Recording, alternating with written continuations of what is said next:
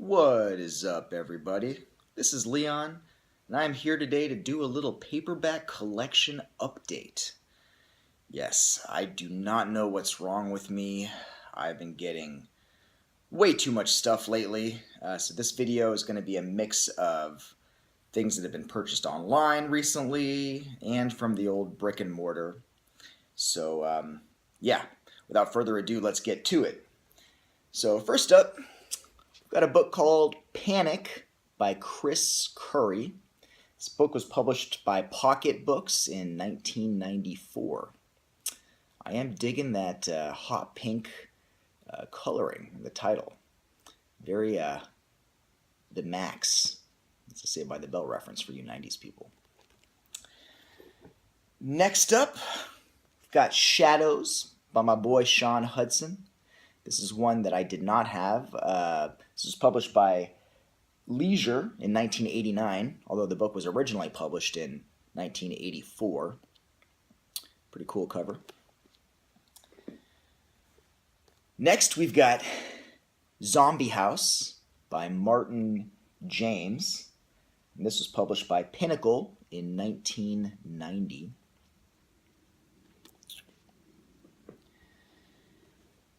Next up, we've got a book called Beware the Child by Ruth Foster.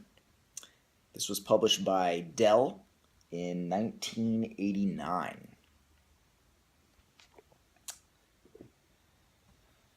All right, next up, got a book called Sleep by Lynn Biederstadt. This was published by Paperbacks in 1986. I really dig that cover. Love the colors, just love the artwork. It's very surreal and just beautifully done. All right, next we've got a book called Ouija, or Ouija, as I would have said when I was a little kid. I've since learned that that's not the correct way to say it. This is by Andrew Lawrence and was published by Charter Diamond in 1982. Next up, we've got a book called Tower of Evil by James Kisner. This was published by Leisure in 1994. A little FYI, James Kisner is the same person as Martin James, who you saw just a little earlier. He had a pen name. Might have had a couple of pen names. Yeah. All right, we got some books by Dana Reed coming up here. We've got one called Sister Satan. This one was published by Leisure in 1984. And yeah, I'm excited to read this one. The synopsis makes it seem like a big old slab of 80s cheese. It's good for the soul. Though unfortunately not so good for the wallet, I've come to find out. Another one by Dana Reed here, also published by Leisure, The Gatekeeper. This one came out in 1991.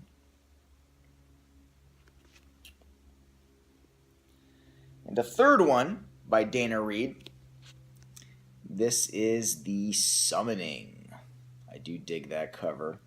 And this one was published in 1988. All right. Got a few from Dell here. This is a collection called City Jitters by Christopher Fowler. This edition by Dell was published in 88, although this book first came out in 1986, looks like. Cool little collection of inner city horror tales. And then the follow-up, we've got more City Jitters by Christopher Fowler. And then this one was published in 1988 as well.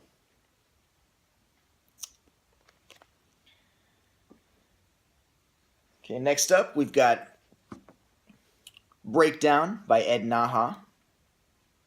This one was published in 1988. I recently read Ed Naha's Orphans, and reviewed that one. It was fun in a kind of mindless, disposable way. So I thought I'd check this one out. And next we've got The Hampton Sisters. This was written by Bernard F. Connors, published by Dell in 1988.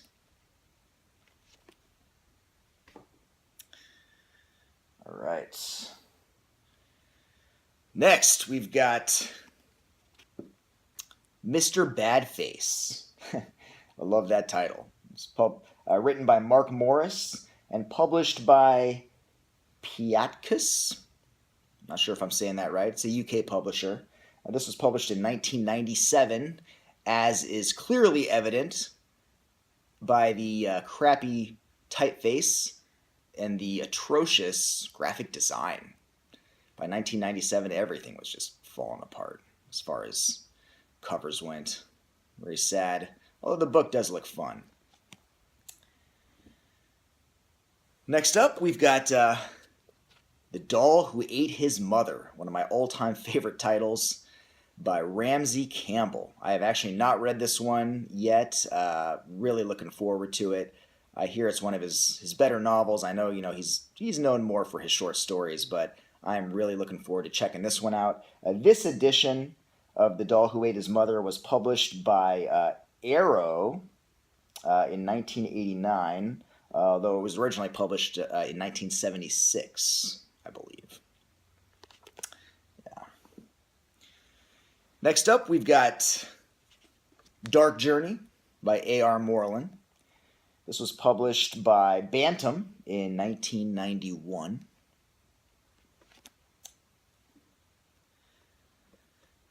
And then, next, we've got The Phantom of the Soap Opera, a ridiculous title. And this was published by Dell in 1988. And here's one that I have owned before. Classic, The Light at the End by Skip Inspector. This was published by Bantam in 1986. And seminal work, probably the premier splatterpunk novel, if you're into that subgenre. And this is a fun book. It is flawed. It's a little clunky at times. I do own this. It's in a box languishing in Columbus, Ohio. I have a lot of books languishing in boxes in Columbus, Ohio, and I don't know if I'm ever going to get them. So I figured when I saw this, for a very cheap price at the local bookstore here, I just had to get on it.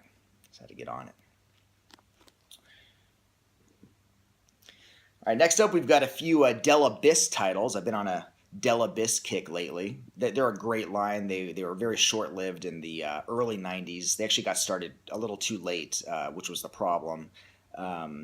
Really enjoyed the couple that I've read, including Kathy Koja's The Cipher. That's a really fun one. Well, I don't know if fun is the right word. It kind of feels like something David Cronenberg would have adapted back in the day. And one of my favorites from Del Abyss is called Deadweight by Robert Devereaux.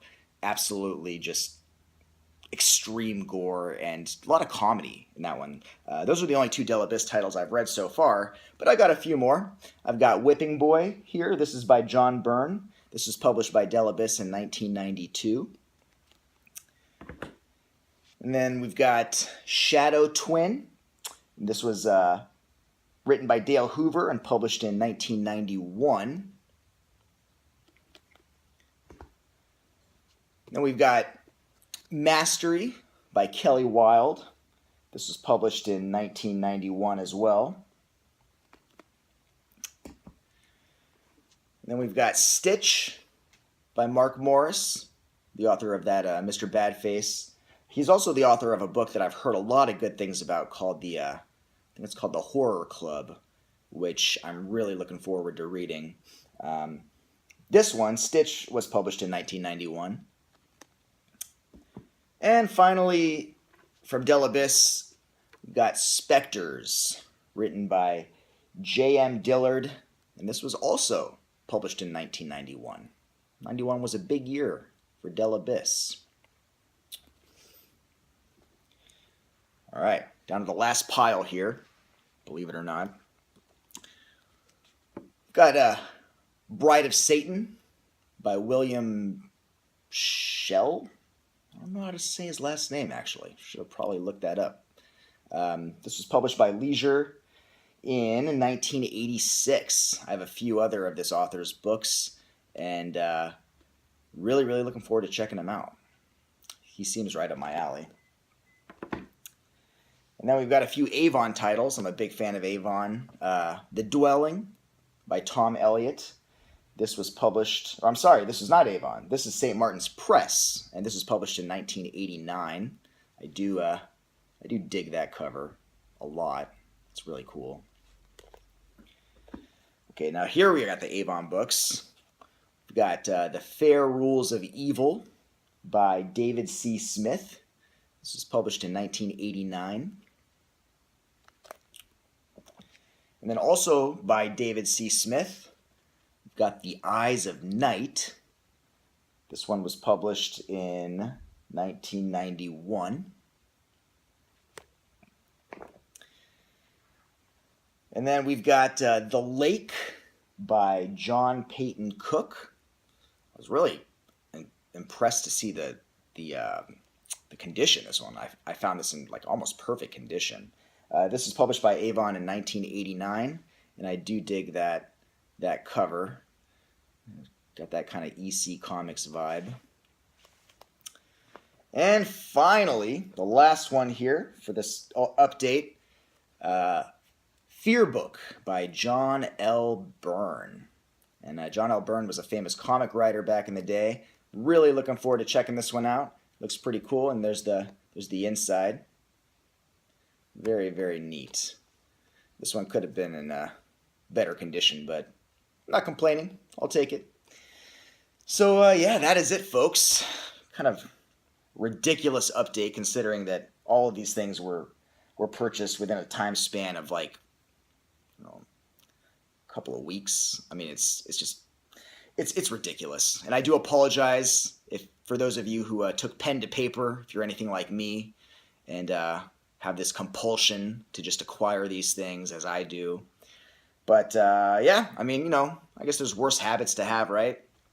It's fun. It's fun, and you know, you can collect them, and you know you're gonna get to them eventually. You know, you hope at some point soon.